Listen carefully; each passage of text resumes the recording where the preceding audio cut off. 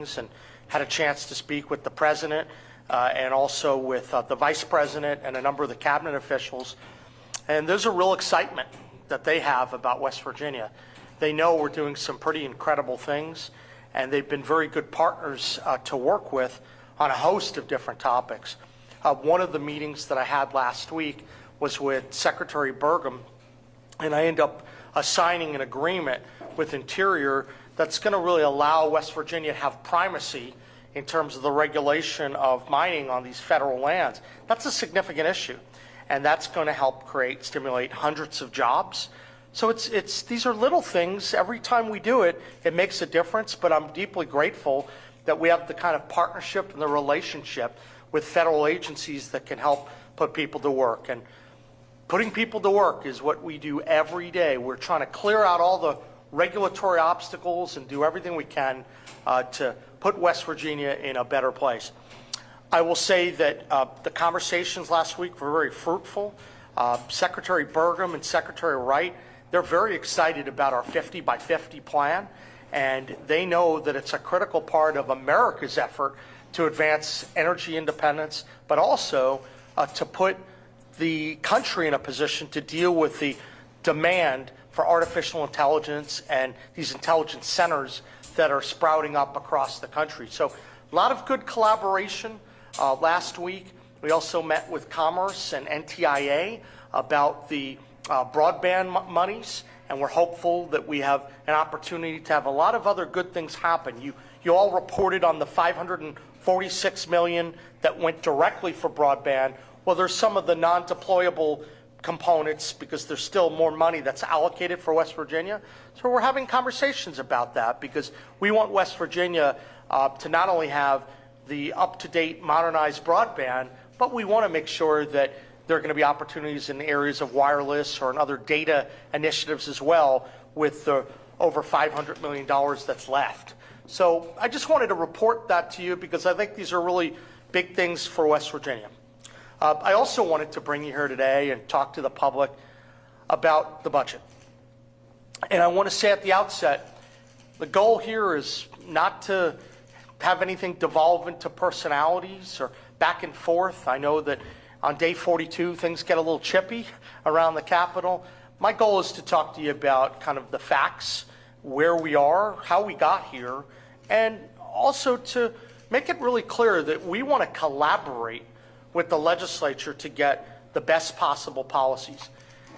I also have an obligation to fight for things that really matter for the people of the state. I really believe that we need to have an across-the-board income tax cut, and I've said that because I'm very worried about the affordability challenges that we're facing, and I also know that we have to stay more competitive with other states that we touch. If we don't do that, we're going to lose out in a lot of the competition that we're having.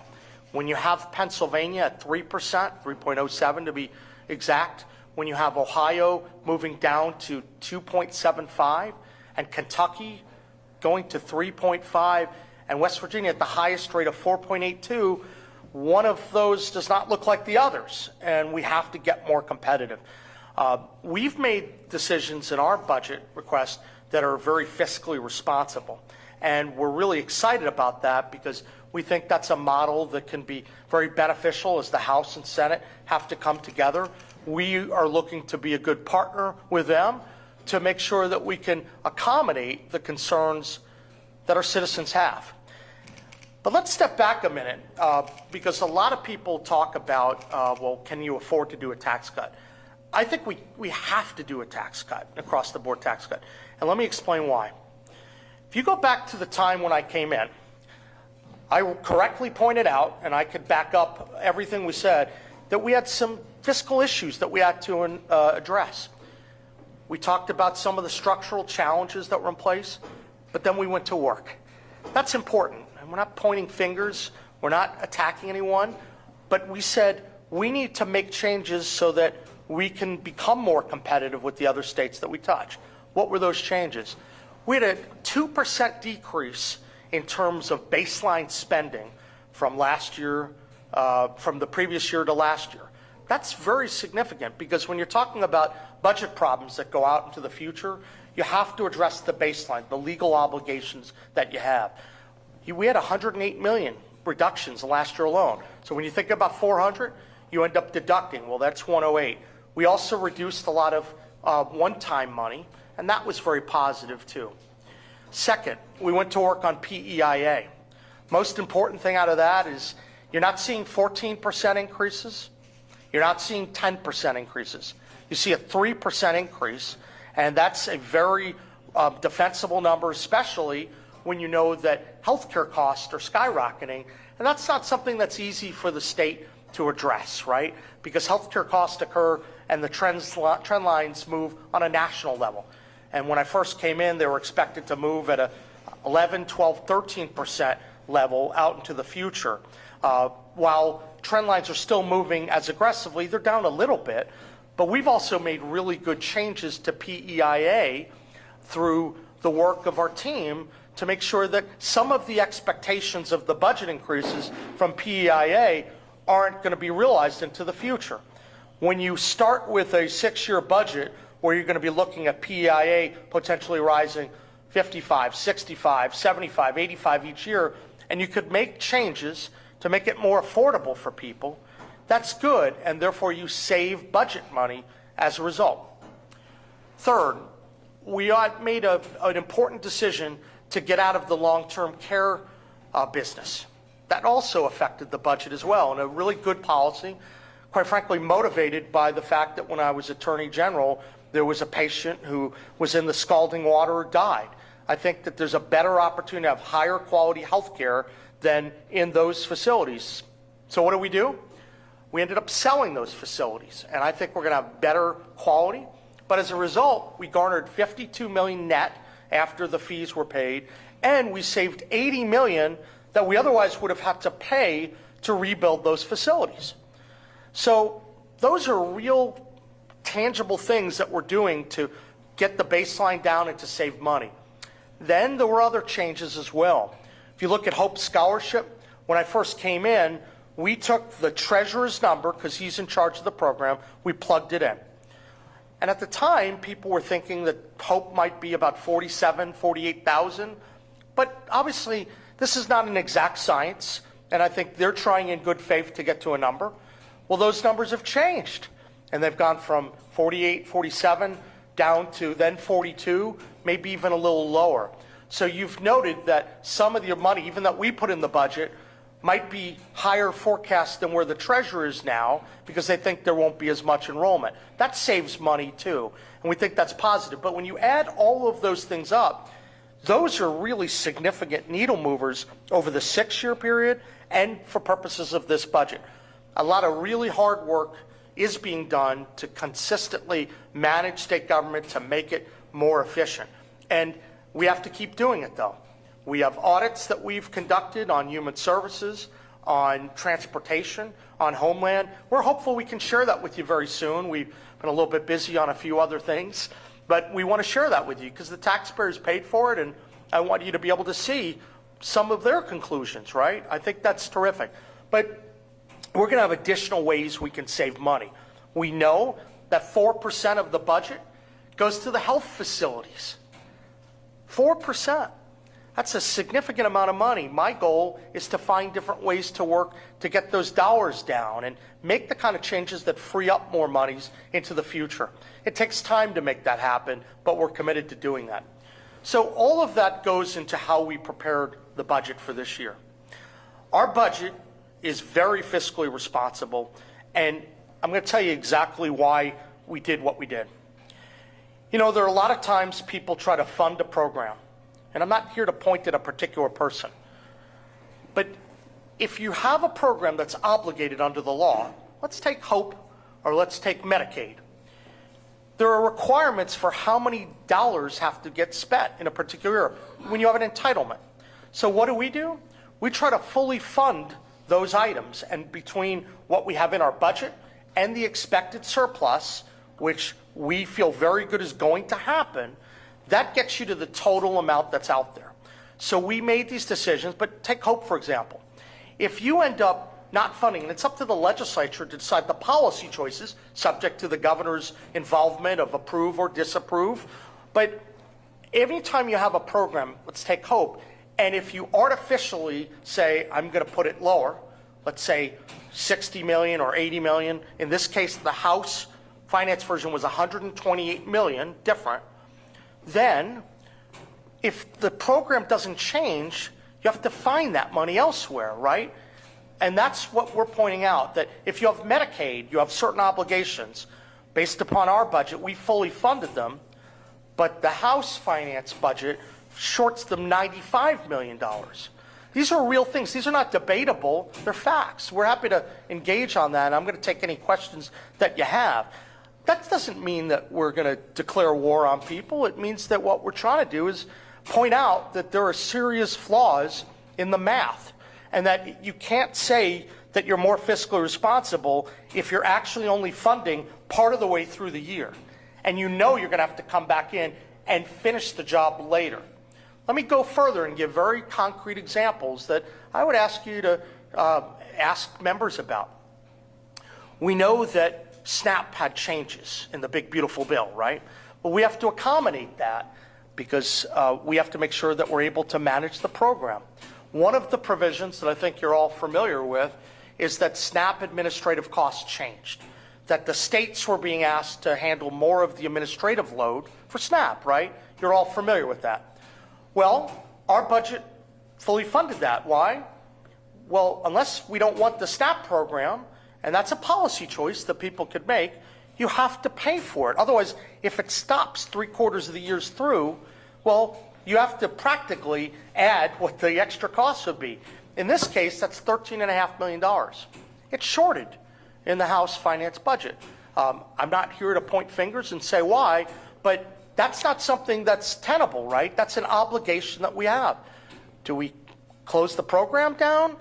They may say, well, we can do that later on, but why would you do a budget and try to plan for things that are legally obligated under the law later on when you know you have the money, unless the goal is to artificially show a lower number and say you're fiscally responsible? Our budget is fiscally responsible because it's fully funding all of these programs that we're legally required to deal with. Let me go further. The federal government had made changes to some of the unemployment policies. And as a result, the state's being asked to take on about $2 million or so in new expenses to manage that program. The House finance bill does not fund Workforce West Virginia. So what should we do? Like, what do you do with that? Well, we're obligated to, we're not going to do things that are unlawful, right? So if that doesn't get funded, how do we run the unemployment program?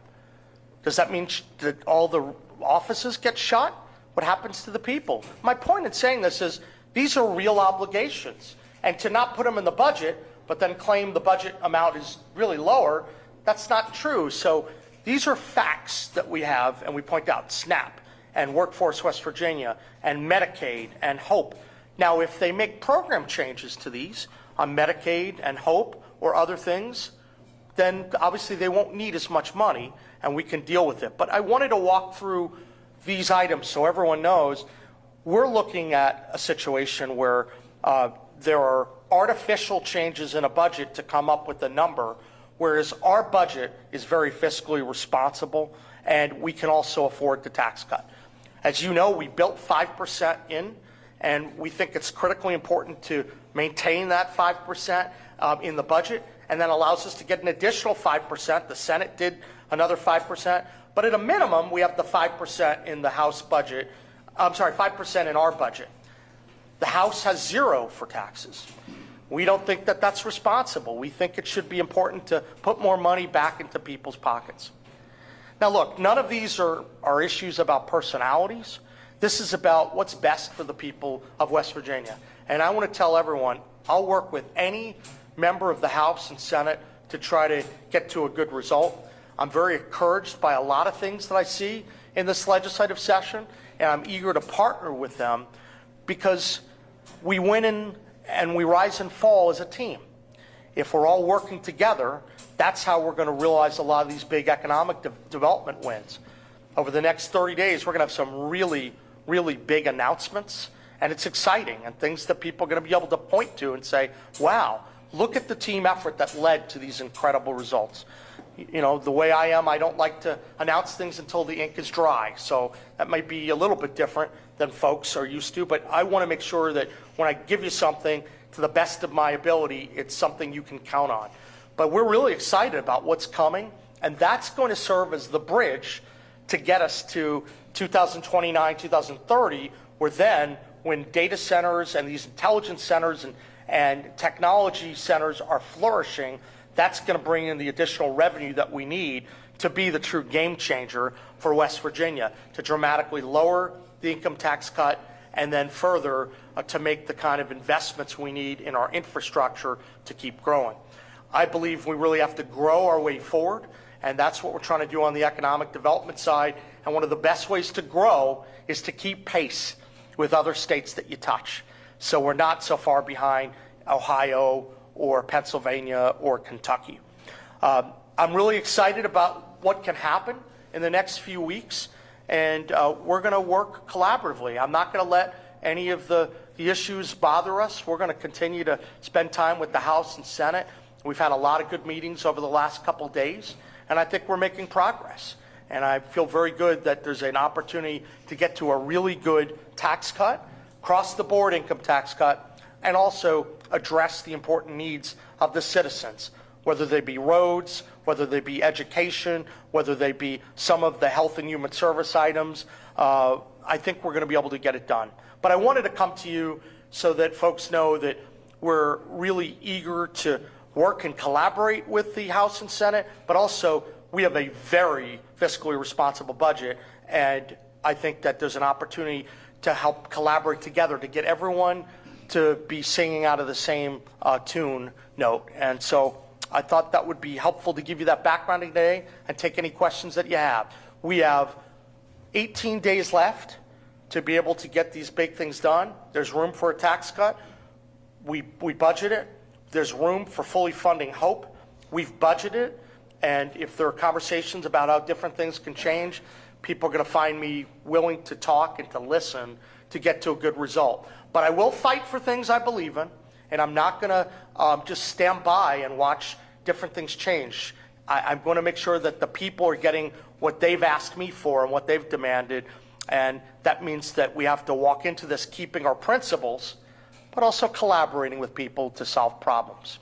So I wanted to give you that brief message and take any questions that you may have. Stephen. Yeah, well, I mean, you talked about the fiscal responsibility of your budget. You talked about some of the line items, for example, the House version of the budget. Sure. But even in your budget, we're talking, even with your 2% cuts that you had state agencies and departments do, you're still talking about, at least based on my math, and you can correct me if I'm wrong, your budget being about north of 3% more than the current fiscal year 2026 budget. And of course, you had tweeted last night about some of the spending priorities of Republicans that you feel are misplaced. But both of the budgets, presented by the House and the Senate, are less than the budget you presented. So. But Stephen, so thank you for asking the question. This is the point that I'm trying to make. If you're required under an entitlement, let's take Medicaid, for example. Those are entitlements that are required to be obligated if you participate in the program. And so if you say, like the House budget shows $95 million less than ours, it's artificial. That money has to get spent. So to practically compare the House finance budget to ours, you can't just ignore the $95 million, or you can't ignore the $128 million for HOPE, and you can't ignore all those other programs. Once you do that, you end up seeing that our budget fully funds what we're legally obligated to. And so that's a big difference. That's why we've tried to put things on the table so it's transparent for a whole year, as opposed to do we come back in because we're only funding things maybe for 3/4 of the year. So I'm glad you asked that question, because that is part of what people say, but our budget is meant to be responsible and durable for the whole year. The other point I would raise is that we tried to go through and make sure, and we feel really good about this given the surplus we're projected to get to. We feel that we're going to be able to get to every item that we've put in there, and we feel good about it. And if not, we'll be able to change that, of course, and make accommodation, because you have items at the back of the budget. There are things we can do through the process. But that's the key point. 128 million, if you cut it, and then you say you have to come back in September to do it, that's not really a cut unless the program changes. Same with Medicaid. That's the big difference between a lot of the budgets that are out there. That's why I argue we're very responsible. Quick follow-up on that. Yeah. You brought up hope. I think the complaint that we've heard from House Finance leadership in regards to how you all fund hope in your budget is it being funded almost a year and a half, including to some extent through the first part of fiscal year 2028, which is sort of their complaint with it, and they're also concerned about the cash flow issues that are caused right now the way it's structured with the 2 payments that come out. It's one of the reasons that they said that they had tried to structure it as 4 payments, with it being 3/4 of the way paid for in FY27, with a little bit obviously to come out of Right. the first. So ours is more responsible for this reason. You have to deal with the fact that when the expenses come from HOPE in August, there's not much revenue available. You guys know that. That's the toughest time of the year for the state budget, because you have the least amount of money at the beginning, July and August. So we said we're going to do, if it's an obligation that's required under the budget, we were going to pre-fund and fully fund it, and to make sure that's the policy we have every year. Because if it's an entitlement, and the way it's structured it is, then you know you have to cover it, then advance it and put it in place. And that's exactly what we did. So once again, we're trying to be transparent and be fiscally responsible by forwarding that money, so it's going to be there. It's not subject to, do we have a surplus? Do we not have a surplus? We've addressed that issue up front. Now, legislatures can always modify rules and entitlements and make changes, right, based upon the dollars that they want to allocate. And, we're willing to engage with them on all these issues. But our approach is very responsible because it's transparent up front, and you pre-fund it so that you're in a position where you don't have to be as concerned about that July, August timeline where you don't have the money. And look, we're willing to work with people. We're not saying it all has to be our way, but I just want people to understand why we did it. It's more fiscally responsible to do it this way instead of waiting and saying, if we have surplus, we might fund a few other programs. I just have a follow-up to Yeah. that. Last week, Treasurer Pack, also, he said that he disagreed with your decision to pre-fund it with, beyond the fiscal year. He said it was too burdensome on the budget.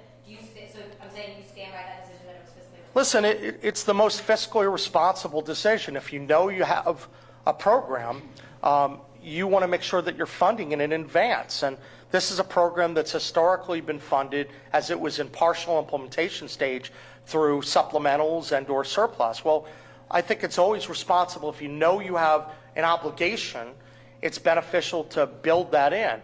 And so we try to do that, and we know part of what we're doing in all these programs, we're trying to make sure we have enough money to fund it in advance to last for the year. I think our budget does that, so I'm not going to speculate. I mean, we have taken a lot of time to do this budget to be fiscally responsible, and we're trying to push back on efforts to spend more. Part of why you set a lower amount, right, whether it's Medicaid or HOPE, is that you may then say, well, we have money to spend, and you spend a lot more money that's otherwise not accounted for in the budget. That's why I make the point that anytime you have new policies or things that happen, you should have offsets for them. I think that makes a lot of sense, because we should be cognizant of how much money we're spending year to year. So thank you for asking that. Governor, do you believe the Hope Scholarship is financially sustainable long-term without a cap, or does the state need structural changes? Listen, I'm a big supporter of the Hope Scholarship. You may know that I was the Attorney General, and when we successfully defended HOPE, I think that it's a wonderful program for our families. And I think, look, we always have to live within our means, but I will say this, everything that's being done in HOPE is not hurting other public education. I support public education. I think it's really important that we continue to do that. All of these dollars have been new, added on. That's why we've had increase in the baseline. I think Stephen or others, you may have asked the question about the increase from last year to this year, right? That was you, Stephen, right? What we had is we had an increase in HOPE. Our budget increased it $124 million.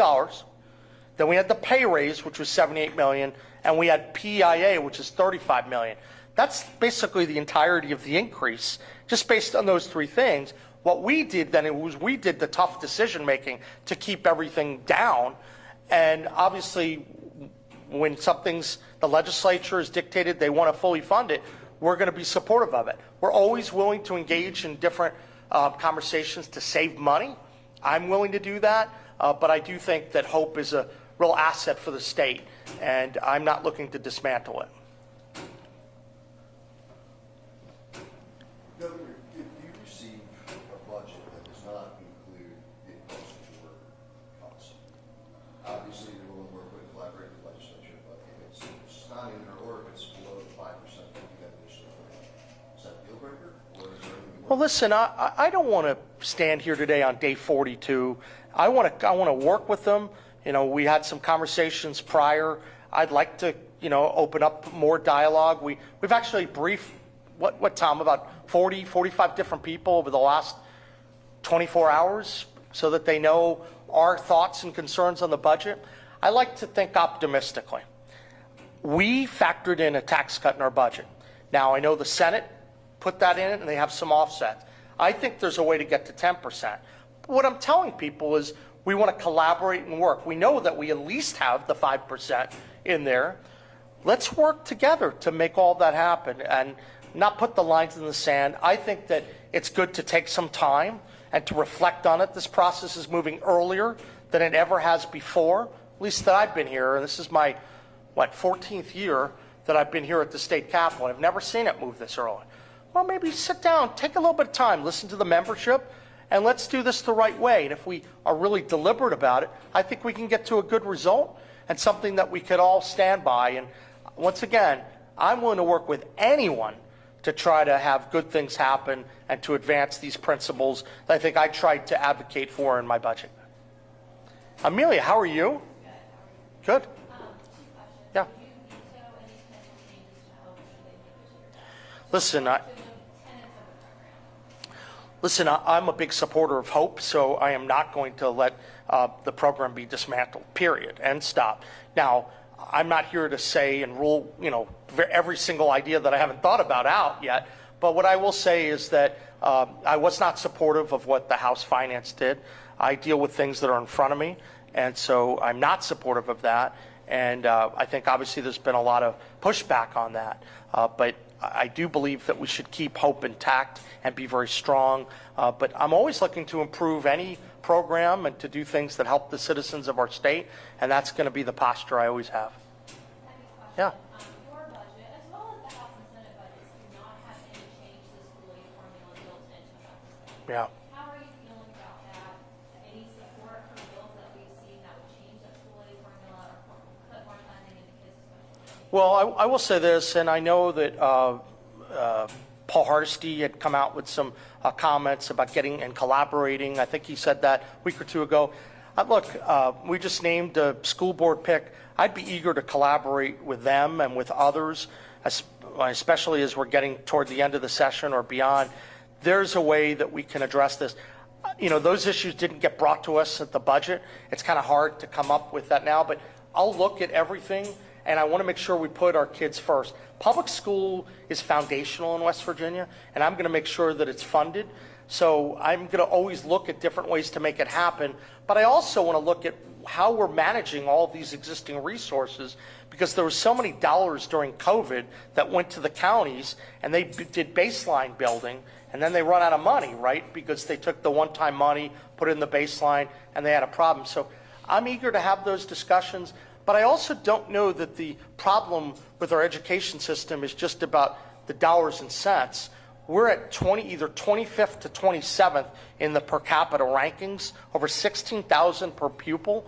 So I think we really, before we just keep throwing money at problems, we have to be responsible for how we're spending the money, how we are arriving at the place where we have 10 counties that have the kind of problems that we have.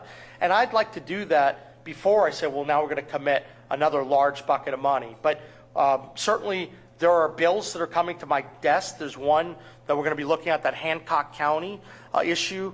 I don't know if that's arrived yet, but we're going to look at that thoughtfully.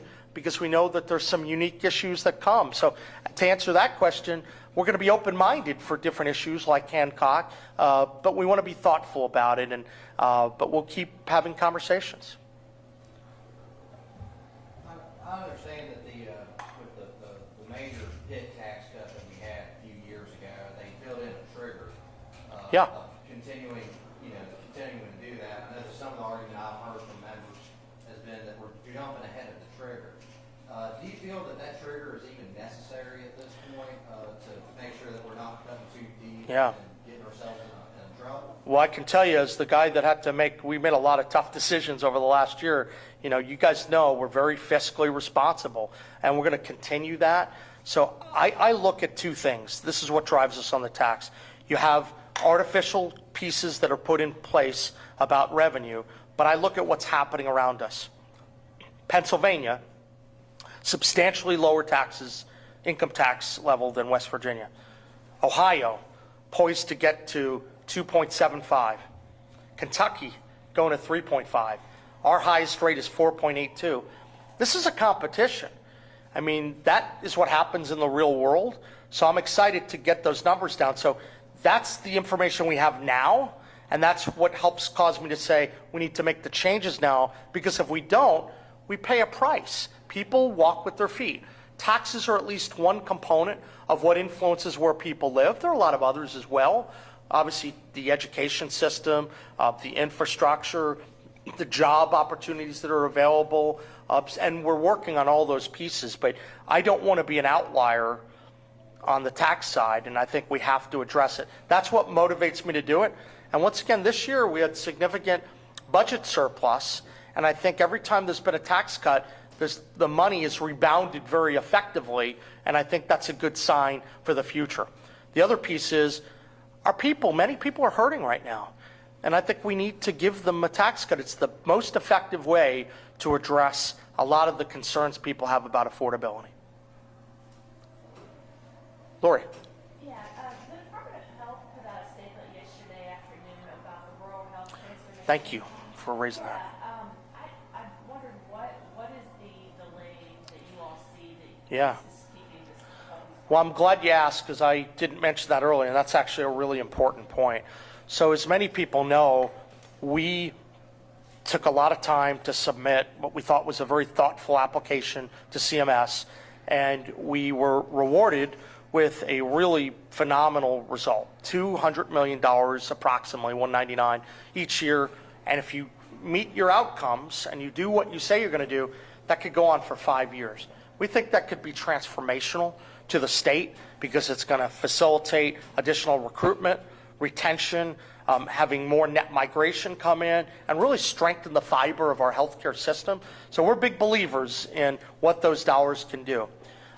We are getting concerned because we're in day 42, and the way that the rural health function operates, you actually have to meet outcomes. You have certain marks, criteria you have to meet in order to keep getting existing money, avoid money getting clawed back, and to make sure that you're doing even better financially to the years into the future. When it's day 42 of a session and you haven't done the basic authorization, that raises a lot of red flags, because if you have to meet benchmarks every year and you deduct 42 days out of a year where we don't have the federal money, your ability to meet those benchmarks goes down, and that puts at risk the funding and the overall success of the project. There's no reason to hold it up. I'm not going to speculate. I'm just going to ask that let's put West Virginia first. Let's put our state first and pass that and make sure that that happens. And it's necessary for helping our citizens get to a better place from a healthcare outcome perspective. Every day we lose, every week we lose, every month we lose ends up costing us when we're trying to find a way to move the needle and reduce obesity, reduce diabetes, reduce COPD, and that's what this is all about. So we're very hopeful that could move very quickly. That shouldn't be controversial. We've had a lot of support for that. The Senate has moved that. That's currently lodged in the House Finance Committee. But that's something that matters for the people of our state. It has a real impact on people's lives. And I'd like to get that done. And I'm willing to work and do anything to help solve that problem, help solve the problem related to the contingency fund, right? They're reducing money in the contingency fund that we have. You may know that when you have to deal with floods and other issues, that comes out of contingency fund. Right now, this year, we actually have, over the past year, I should say, we had to spend a lot on floods, right? You guys know that. But we also spent money when the government shut down. It's about $15 million to deal with the issues with the food pantries and to activate the Guard. We've asked for that money to get reimbursed. We separately asked for $5 million just to continue to have enough money to be able to deal with the various challenges at hand. And we've not had a favorable response yet. But it's important that we have the ability to do our job and to address the floods and other issues. And we think that our requests are very reasonable, and we're very hopeful that those could get dislodged as well. Quick follow-up to her question. Yeah. So that's, you're talking about what, the spending authority bill? I know you do have a bill on your desk in reverse of statutory commitments to rural health, so that's. Yeah, so it's different. This is, Okay. so Stephen, as you know, once you have a new program that comes from the feds, ultimately the legislature has to authorize it in order to allow us to spend the federal money. And that's what you're waiting for. Correct, Okay. correct. But the other ones are proceeding, but we can't spend federal money until that law passes. Hey, Lori? A follow-up, you are hiring for. Oh, yeah. Yeah, you have to. You have to get going because I don't want to fall 3 months behind, right? But right now we're doing the outlays in advance, which we're allowed to do because we're trying to, to try to hire the right people, because if we wait too long, we're going to miss all of our marks. So, but this is really needed, but you can't move forward with some of the fundamentals like the RFPs and the RFIs where we're trying to get our vendors engaged. We have a whole plan on that, and we can't, we can spend the money and get it advanced if we hire some of the people, but in terms of the broader projects, we can't do any of that until the money gets approved. Hey, yeah, Amelia. You said you're waiting for, haven't gotten a favorable response about SNAP and the Guard. No, favorable response on the rural health. I think okay, sorry. yeah. Okay. I think that's what I said, yeah. Okay, never mind. Hey, Brett. Hi, Brad McElhenney, West Virginia Metro News. I do have a question about the Guard. Yeah. Your remarks today began with West Virginia's relationship with Washington. Across the country, it appears that some National Guard units are moving toward the Middle East in advance of potential military action in Iran. My question is, can you say whether any West Virginia units are being deployed in that way, particularly the 167th Air Force Air Wing from Norfolk? I can tell you that I know there's been discussions about it, and I can get back to you on that, but we have been in contact, but I'm going to wait and give an announcement when I'm able to, so expect to hear something on that soon. Thank you. Okay. Did you have another? Maddie? I have a question. It has to do with the southern coal fields or the situation in the southern coal fields in McDowell County, which was highlighted on 60 Minutes. Yeah. Well, first, the House put additional funding for water and public works in its budget. Would you be open, it also didn't include the tax cut, would you be open to prioritizing clean drinking water for McDowell County over maybe a couple percentages of your tax cut? So we are prioritizing water and infrastructure. In fact, we have a water infrastructure bill that we think is going to be very positive. I don't know exactly where that stands in the ledge process, but it's been getting some, good response. That's important because you want to be organized with how you're dealing with the water challenges we have. The other thing I can say is we've been jumping through a lot of hoops to try to put more money into water infrastructure. Maddie, you may have seen that just a few weeks ago, I announced 4 AMLR grants to go to McDowell and another one to go to Mingo County.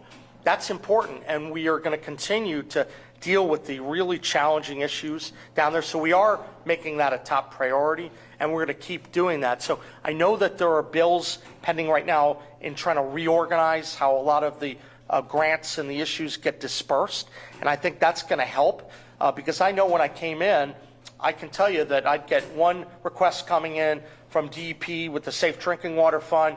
I'd get a water development request coming in. I'd get other requests coming in. And I think it's good to, by the way, bring that all together so you get a request in, we need X number of dollars, and you're not then a year later having to, it hasn't been fully funded yet. So I'm very open to continuing to put more resources.